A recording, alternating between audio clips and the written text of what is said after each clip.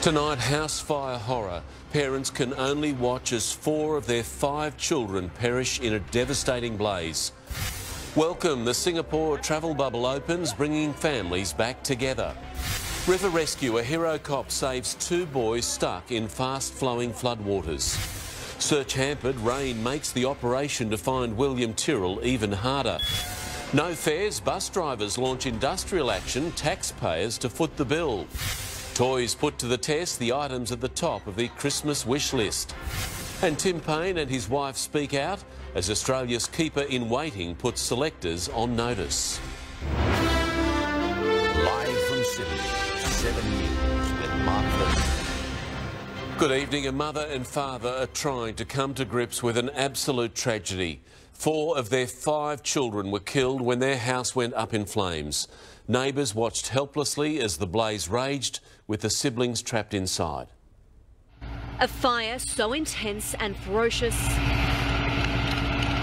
This family home was engulfed in just minutes. Flames tearing through the roof, bursting at the windows and front door.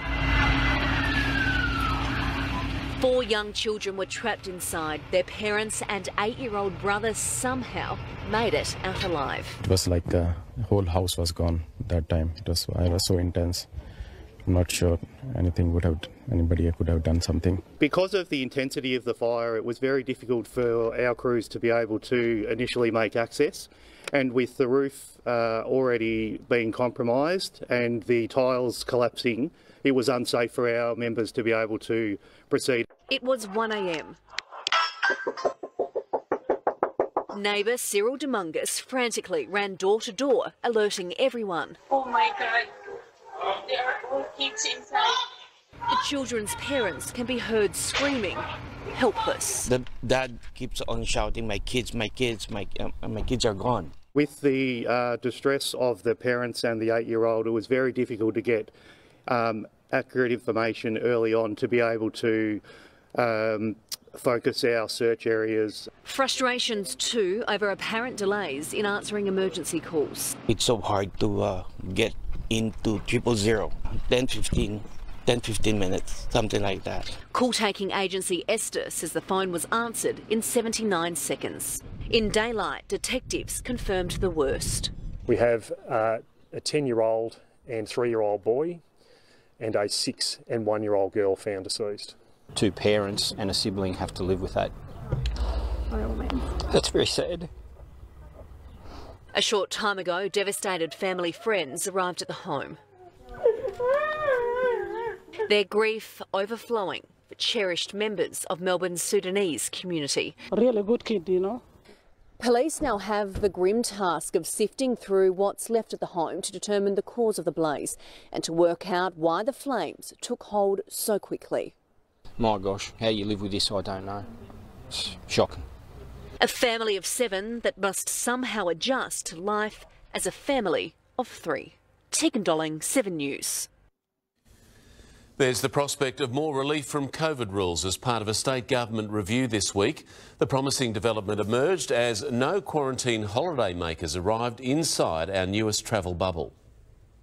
Welcomed at Sydney Airport with a koala. This is so cute. Thank you so much. The first international leisure travellers. Here just a holiday, fully vaccinated and no need for quarantine.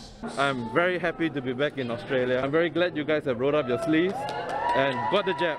Thank you very much, Australia. 160 passengers arriving on a Singapore Airlines flight inside our new travel bubble. I'm just going to really chill, eat, and then just sightsee. Families brought back together, loved ones reunited finally. I haven't seen her in over 2 years. Showing off new developments. I'm back to see family to introduce this little one. After long absences. About 6 years total? Yeah. Yeah. Yeah, probably have a beer. There were 176 new COVID cases overnight and 2 COVID-linked deaths, an unvaccinated woman in her 40s and a vaccinated man in his 80s, both with underlying health problems. At Pymble Ladies College in Sydney's north, staff and students are in isolation. 2 students tested positive. One of them had been at an outdoor education facility operated by the school. We're seeing a number of COVID cases in schools, and we're urging parents to remain really vigilant to help protect the rest of the school community. As the Premier defended the right of COVID protesters yesterday to have their say, except on opposing vaccinations, they're wrong. This pandemic is not over by any stretch. The best thing that we can do as a people in our state is to go out and get vaccinated. The first international holiday makers back. It's a start, but just a trickle, as those industries desperately needing their return hang on. Like the hospitality sector, but there's the prospect of more relief. This week, the Premier says rules around close contact will be considered, expected to be QR checks, maybe masks. I hate wearing masks as much as the next person. Chris Marr, 7 News. A police officer is being praised for his quick thinking and bravery after rescuing 2 boys from raging floodwaters in the state's central west. The youngsters were forced to cling to a piece of rope in the swollen Lachlan River. 2 11-year-old boys trapped in fast-moving floodwaters, time quickly running out.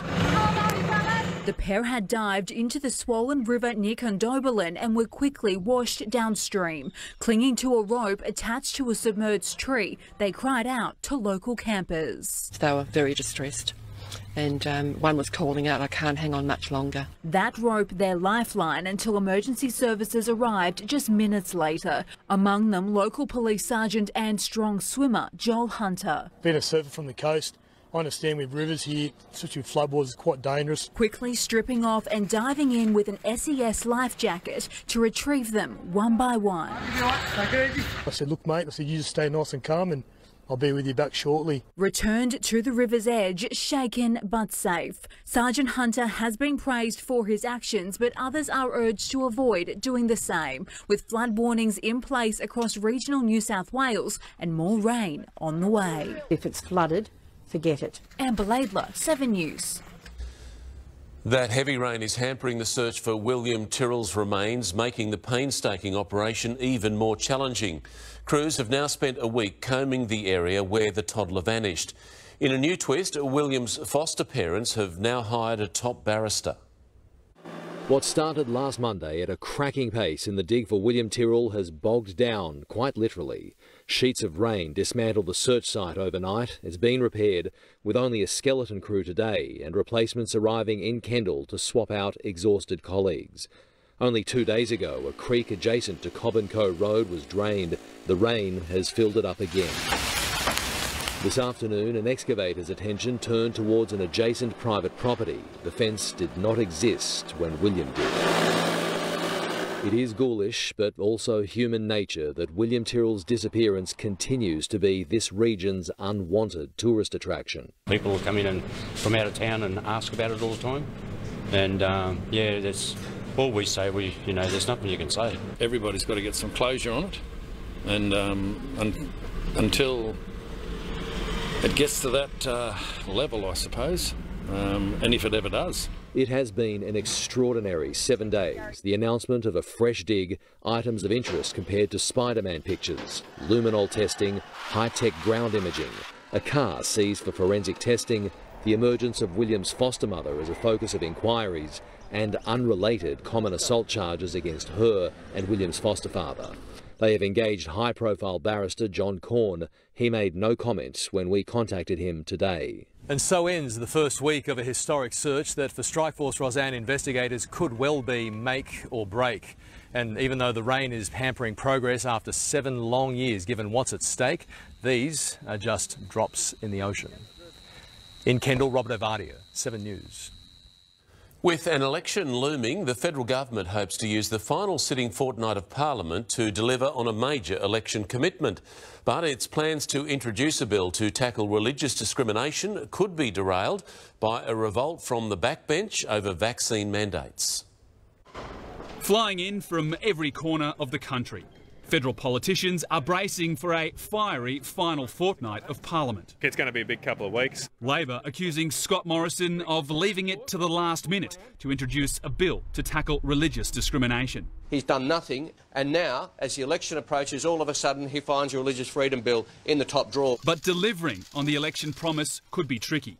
Backbenchers Jared Rennick and Alex Antich are threatening to withhold their votes in the Senate, demanding the federal government override state vaccine mandates. My understanding is that the Commonwealth doesn't have the ability to do that. As Daniel Andrews steps up his attack on Scott Morrison. When the Prime Minister stops double-speaking to extremists, his relationship with me will be a lot better. The Victorian Premier accusing him of chasing votes by pandering to violent anti-vaxxers when he said he understood their frustrations with governments telling them what to do. That speaks to him, his character and his leadership. Trying to get its agenda back on track, the coalition seized on comments from the Shadow Treasurer, which left the door open to hiking up taxes on ordinary Australians if Labor wins the next election. Well, our priority is multinational taxes, so we haven't finalised our full suite of policies. Saying that proves high taxes continue to be in Labor's DNA. Rob Scott, 7 News.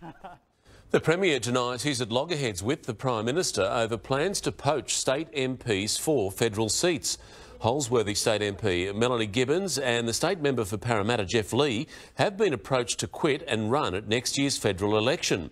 The Liberals need candidates for the federal seats of Parramatta, Hughes, Warringah, Gilmore, Eden Monaro and Dobell. It's understandable they'd want to poach members of the New South Wales government because we've got a great team here. The Premier is already facing at least 3 by-elections. Tim Payne's wife Bonnie says their relationship has become stronger since she became aware of the sexting scandal that has now forced her husband to quit as Australian Test captain. Having resigned on Friday over lewd text messages sent back in 2017 to a woman working for Cricket Tasmania, Payne says he confessed to his wife much earlier. As soon as a complaint was lodged, I told her everything, he said in a newspaper interview. Bonnie Payne says she's forgiven her husband, but feels like there's a lot of injustice for it being dragged out again. Pat Cummins is tipped to replace Payne as captain for the upcoming Ashes series. Bus passengers in Sydney's West are being told to leave their Opal cards at home with new industrial...